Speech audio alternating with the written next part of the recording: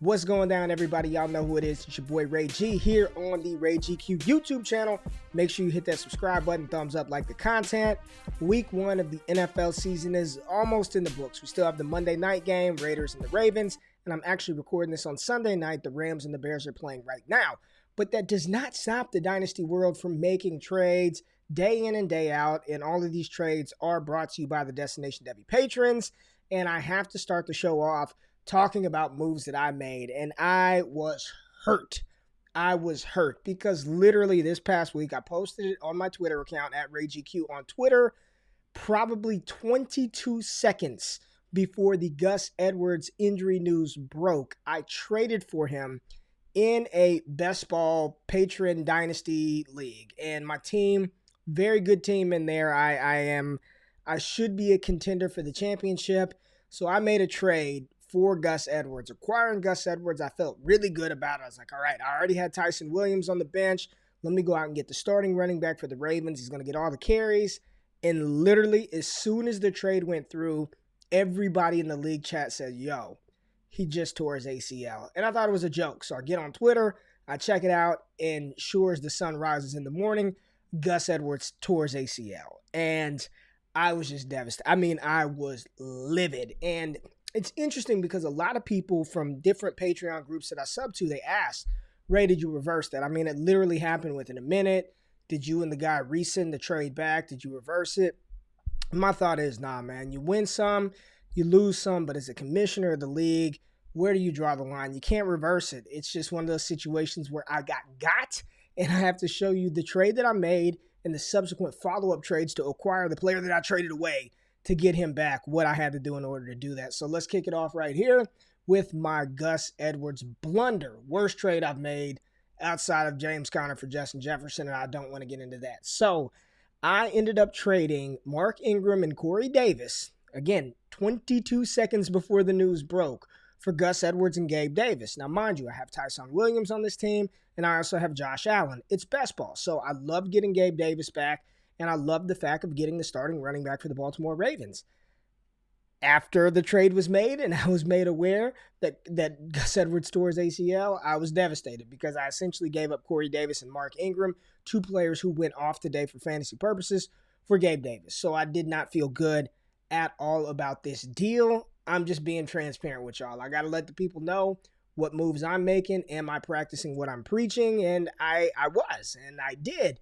I just got. I happened to be caught on the tail end of breaking news that nobody knew would happen, and Gus Edwards was lost for the season. So I was pissed for a day, and then I was just like, you know what? F it. I need Corey Davis back. What do I have to do in order to get Corey Davis?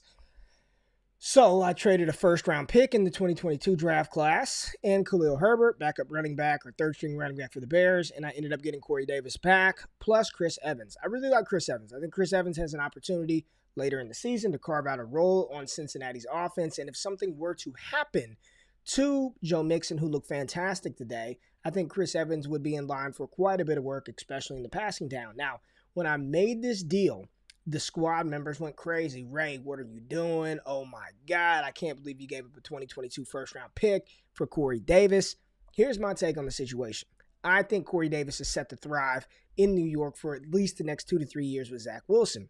I am not a huge fan of the 2022 NFL draft class, so if we assume the same principles that I preach to you, mid to late round 2022 first-round pick, and just knowing my team and where I believe this team is going to end up at the end of the year, it's going to be late. So 110 to 112, I would rather have Corey Davis over, let's just say, David Bell. I would. And I know David Bell had a fantastic season, a fantastic game last Saturday, but I'd rather have Corey Davis scoring me fantasy points. Now you're hoping that David Bell gets a second contract extension as the number one on the team. I know that's what Corey Davis is today.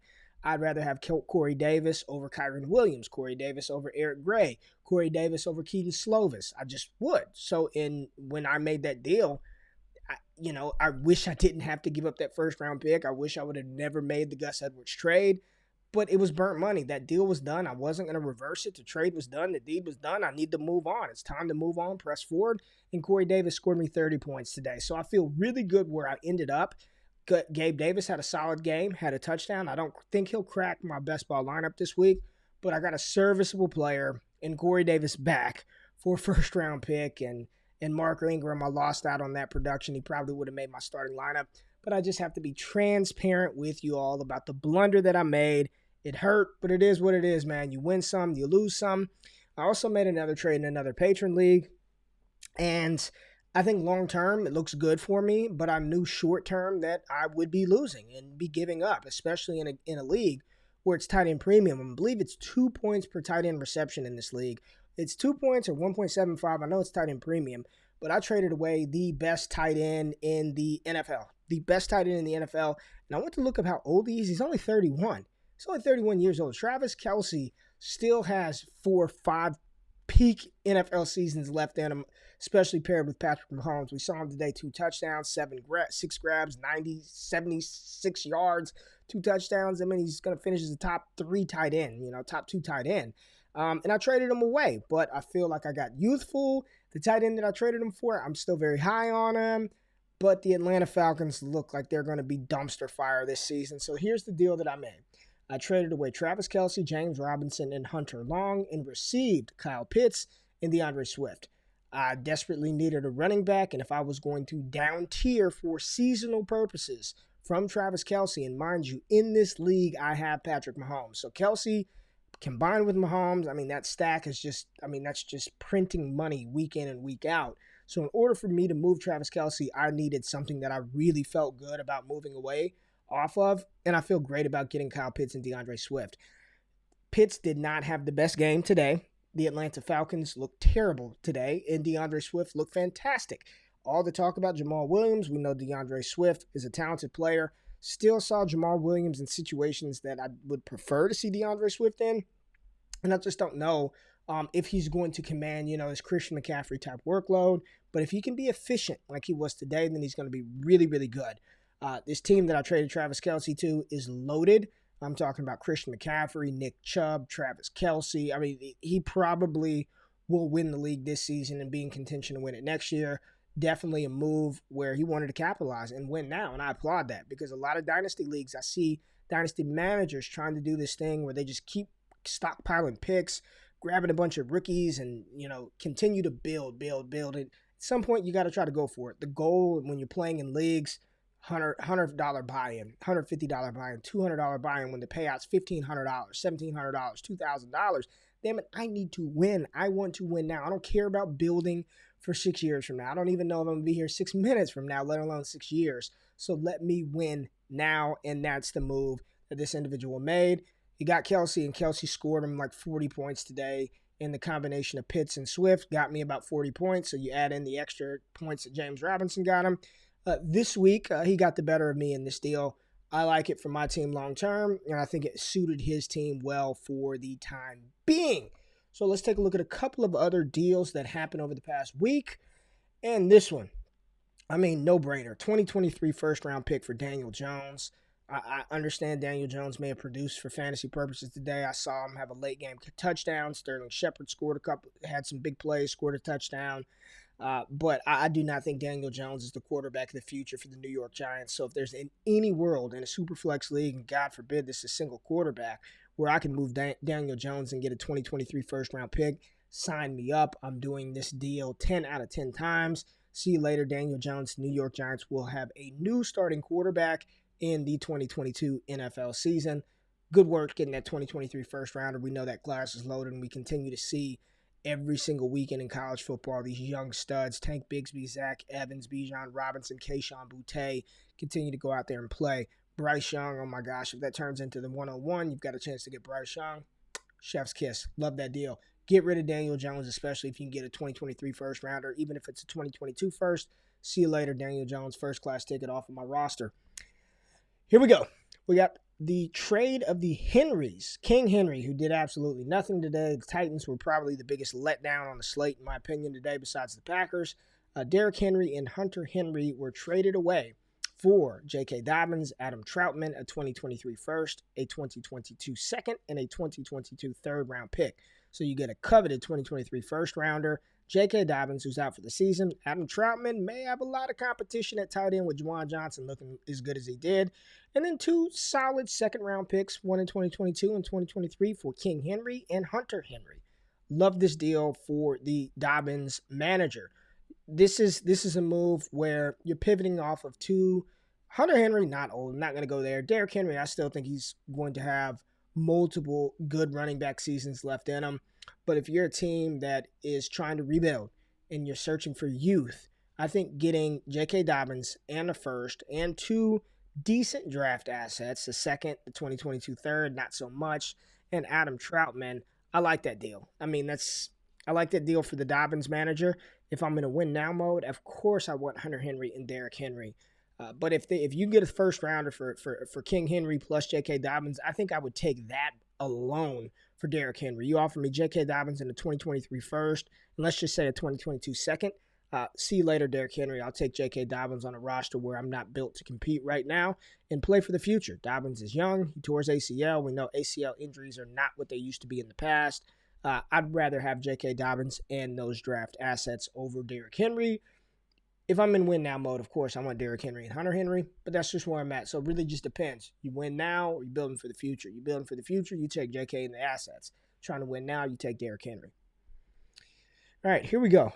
I have not even looked at this one, so let's see. We've got Russell Wilson, Sony Michel, Ramondre Stevenson, and a 2023 second round pick, acquired from Marquez Callaway, Tony Jones, Zach Wilson, and a 2022 first. Interesting. All right, so you get a young stud quarterback in Zach Wilson and the 2022 first rounder. I think Tony Jones is going to work his way into some standalone value this season, maybe a low-end RB3, flex play, and then Marquez Callaway. We didn't see him do a ton today. He was shadowed by Jair Alexander by most of the day, and that was kind of expected for Callaway, but I do think he's still going to have some big games with Jameis Winston looking as good as he did today. Who knows? Ramondre Stevenson with these running backs fumbling the ball away. Maybe he'll get some more opportunity. We'll see. The Patriots looked good. They ran the ball a lot more than I thought they would. Sony Michel, maybe he's balling out right now. I don't have the game turned on, but we know that he's not a long-term dynasty asset. So Ramondre Stevenson, Russell Wilson in the 2023 second-round pick, or Zach Wilson and the 2022 first. I still want Russ. I still want Russell Wilson, Ramondre Stevenson in the 2023 second. Russ is 31 years old, so if he plays to his Aaron Rodgers age, he's still got 7-8 years left with DK Metcalf, with Tyler Lockett. Zach Wilson, young, first career start, had his moments where he struggled, and then he had some moments where he looked outstanding. But I just think for right now, I still would prefer Russell Wilson over that 2022 first, which if I have the picks, great. If I don't really care. Tony Jones, seasonally, like this year, I like his value. Long-term, who knows what New Orleans is going to do? Do they bring in another running back? Michael Thomas will be back at some point in time, and when he's back, he's the number one receiver. I don't know if he's long for the wear in New Orleans, but I do think New Orleans is going to address the wide receiver position in the 2022 NFL draft, so we don't know what Marquez Callaway is going to be long-term. This deal, super flex leagues, give me Russell Wilson. Single quarterback leagues, give me Sony Michel, Ramondre Stevenson, and the combination of Russell Wilson. Over Callaway and Tony Jones. That's just where I'm at with it, and I'm pretty sure this is a super flex league. The best player in the deal is Russ. We saw him go completely bonkers today, and that's what Russell Wilson does. That's why he's a Hall of Fame quarterback. Give me Russell Wilson over the package of Wilson, Callaway, Jones in the first. See what else we got here. Small deal, Nyheim Hines and Michael Carter for a 2023 first-round pick and a 2023 third-round pick. I want the picks. I mean, I would trade Carter and Hines for a 2023 first right now, like alone, let alone the 2023 third. I don't really know what Carter did today, but I don't consider him as a top 15 dynasty running back. And even if that 2023 first is the 112, I'm pretty sure I would take the 12th rated player in the 2023 class over Michael Carter and Nyheim Hines. And then you get a 2023 third, which I think is going to be extremely valuable when that draft class rolls around. Give me the picks. Give me the picks over Michael Carter and Nyheim Hines. It may piss some people off, but it is what it is, baby. I'd rather the picks over those two running backs. All right, here we go. Another deal. Mark Andrews, De'Ami Brown, wide receiver from the football team, and Javonta Williams. So Mark Andrews, De'Ami Brown, and Javonta Williams for Jared Cook, Nyheim Hines, and Jonathan Taylor. So really, there's a the team receiving Andrews upgrades at tight end. They up tier from Jared Cook to Mark Andrews. And then they get Jonathan Taylor in his handcuff that has probably standalone PPR value for Dyami Brown and Jamal Williams and Javonta Williams. This one, I mean, JT, you want JT, right? Like, you want Jonathan Taylor, period. You want JT. But I think the package of Javonta Williams, Dyami Brown, and Mark Andrews, this is really going to be, in my opinion, dependent on the format, because Javonta Williams is definitely a tier or two away from Jonathan Taylor. And I even think if Javonta hits a ceiling, he's still a tier down from Jonathan Taylor. But the tier up in Mark Andrews, if it's tight end premium, Dyami Brown, I do not think he's going to relinquish that wide receiver 2 role in Washington. And once they upgrade their quarterback position, that's going to be even better for him. This is an interesting one. I think I like Andrews, Brown, and Javonta Williams for JT. Like, really, it's for JT, in my opinion. JT and Nyheim Hines. I just told you I'd have traded Hines away in a package with Michael Carter for a first-round pick. You got a first-round pick in Javonta Williams. You got an extremely talented tight end who's secure and is going to be Lamar Jackson's primary target once again. And then you get the ascending talent in Dyami Brown. I think both sides were happy with this. The team that got Jonathan Taylor in his handcuff, they feel really good. And the team that got Javonta Williams, Dyami Brown, and Mark Andrews, they also feel equally as good. Best player in the deal is JT, followed by Mark Andrews, followed by Javonta Williams, followed by probably Dyami Brown. So I think I'm going to side with Andrews, Dyami Brown, and Javonta Williams, and I'm pretty sure this one is going to have some interesting commentary in the YouTube comments, but let me have it. Which side would you prefer? JT, Nyheim Hines, and Jared Cook, or Mark Andrews, Dyami Brown, and Javonta Williams? Now, another deal. Going through these, speeding through them, man. We ain't wasting no damn time. We have Aaron Jones, Cooper Kupp, Courtland Sutton, and Jonnu Smith on the move. In return, Radioactive Man. That's what Radioactive Man got. And then Krusty the Clown received Travis Etienne, Darnell Mooney, Pat Freiermuth, 2 first-round picks in 2022, and a third-rounder in 2022. So 2 first, a third, Etienne, Mooney, and Freiermuth for Aaron Jones, Courtland Sutton, Cooper Kupp, and Jonnu Smith. Yeah, I want that side. I want Aaron Jones, Cooper Kupp, Courtland Sutton, and Jonnu Smith. I mean, this one, to me, is a no freaking brainer. Like, I want Aaron Jones. I want Cooper Kupp. I want Courtland Sutton. I want Jonnu Smith. You can have Travis Etienne. You can have Darnell Mooney. You can have Pat Freiermuth. Those 2 firsts.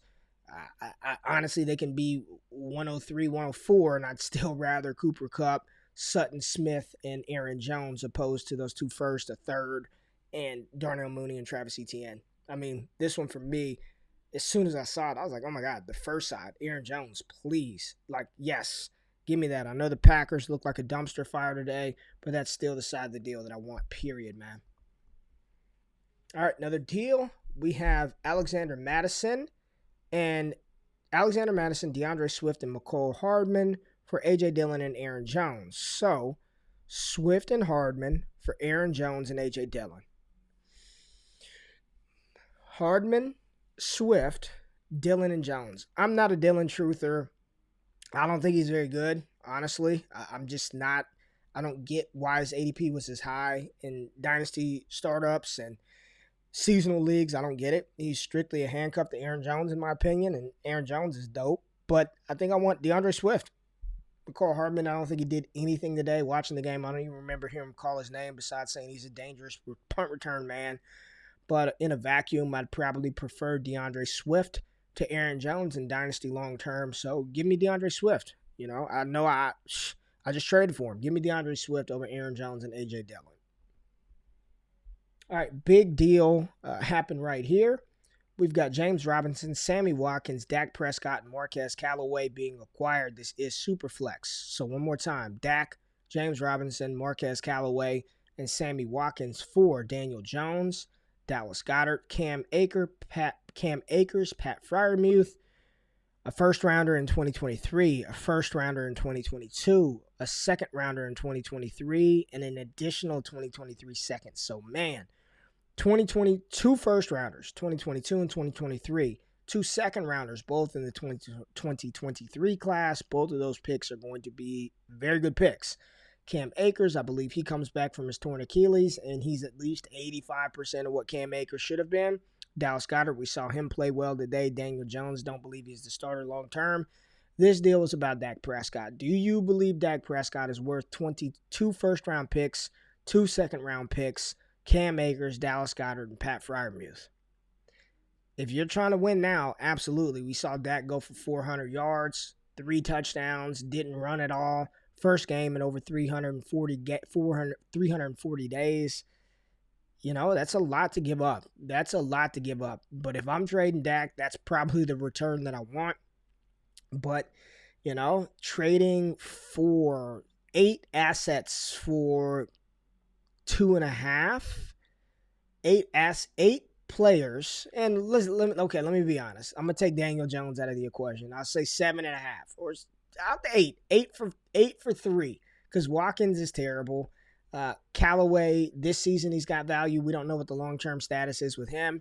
And James Robinson, I mean, this is a huge opportunity for him to show that he can be the guy.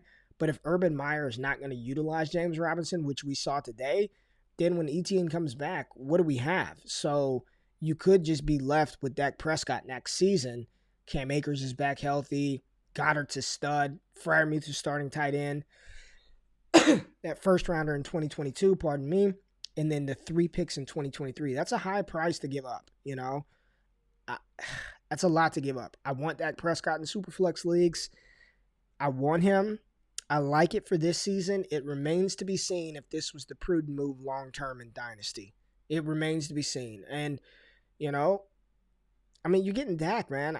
I know it's a lot, but I'd feel comfortable knowing that my quarterback is Dak Prescott for the next 9 years in Dynasty, and I don't have to worry about it, opposed to maybe those rookie draft picks turn into a player like Dak Prescott, turn into a James Robinson, turn into a Marquez Callaway. As much as I love the class, nothing is certain. It's a big boy deal. This is a win-now move, and I hope it pays off for Adam. This is a lot to give up. It's a lot to give up. I like Dak. I like the picks. I like both sides of that deal. I'm sticking to it. That's my story. I like both sides of that trade, but I really like getting Dak Prescott. All right, right here. Kyler Murray and a 2022 second were acquired for JT, a first in 2022, and a second in 2022. If it's super flex, I want Kyler Murray. If it's single quarterback, I want Jonathan Taylor. That's really what it boils down to. Super flex, give me Kyler Murray, K1, and give me the 2022 second. If it's single quarterback, I want JT, the first, and then the 2022 pick. Pretty simple for me. Super flex, give me Kyler. Single quarterback, Jonathan Taylor. And I think there's no case for Kyler and single quarterback. That's really what it is. Super flex, I want Murray. Single quarterback, JT. Simple as that. And is that the last deal? We rolled through them. In under 25 minutes, I got you in and out. Dynasty Trade Show, episode 29 here on Ray GQ YouTube channel. And if you're listening on FTN Network's In the Lab. Make sure you subscribe to both. Thumbs up, like the content. Please comment below with the good people. Stay tuned for the Rookie Report Week 1 edition, where all I talk are rookies, dropping on the channel Tuesday or Wednesday. I don't know, it depends. Tuesday or Wednesday, probably Wednesday. And then every single day, Monday through Friday, 8 a.m. Eastern Time, go to the Bets TV YouTube channel, or just go follow me on Twitter at RayGQ. Wake up with Ray G. Today, I had 15 different prop bets in. Right now I'm 8 for 6 on the day. The Atlanta Falcons destroyed me. Kyle Pitts, Calvin Ridley really killed the props. But if you want to follow all of my bets, you can do that at FTN Bets. All my bets are there. Post them. Wake up with Ray G. Make sure you subscribe to the podcast, Tapped In, and we'll be back with more content later this week. I'm out of this thing. Peace.